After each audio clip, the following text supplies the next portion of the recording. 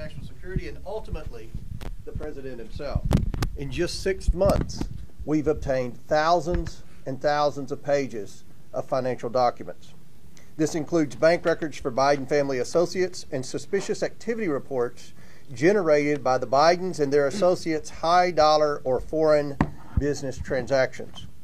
What these records reveal is really astonishing.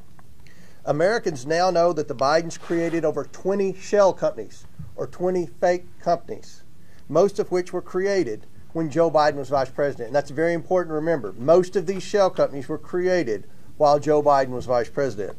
Americans now know the Biden family, their business associates, and their companies received over $10 million from foreign nationals and their related companies in China and Romania.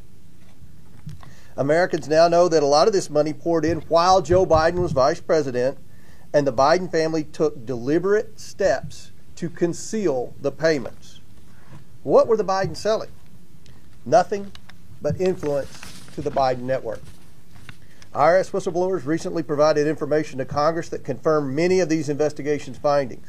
Tomorrow, the American people will hear directly from these credible, highly respected IRS whistleblowers.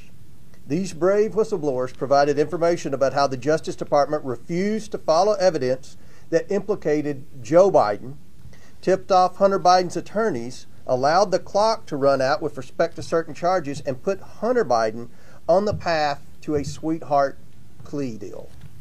We are currently at a pivotal moment in our investigation. The American people deserve to hear from these whistleblowers and other witnesses about this weaponization of the federal law enforcement power. The White House and Democrats would have Americans believe that our investigation is based on 5 years of conspiracy theories. These are the same people who took a fake dossier and turned it into a multi-year investigation of President Trump. Unlike Democrats' Russian hoax, we have the facts. Bank records do not lie. And new evidence continues to be uncovered by our committee revealing the First family's corruption. The Bidens have put themselves first and Americans last. The Oversight Committee will continue to follow the money, and we will continue our pursuit to root out waste, fraud, abuse, and mismanagement in the federal government. Now it gives me great pleasure to introduce our great whip and a man with exceptional hair color, Tom Member.